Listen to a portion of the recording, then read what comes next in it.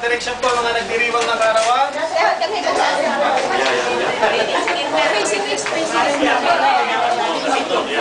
Manalangin po tayo.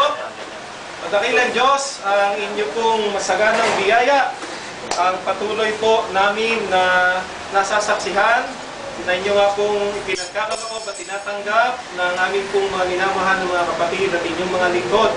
Ang aming pong kapatid na Tita Ningning at ganoon po rin Tita Glo Evangelio, sila po ay magdiriwang ng kanilang kaarawan sa buwang pong ito ng Nobyembre.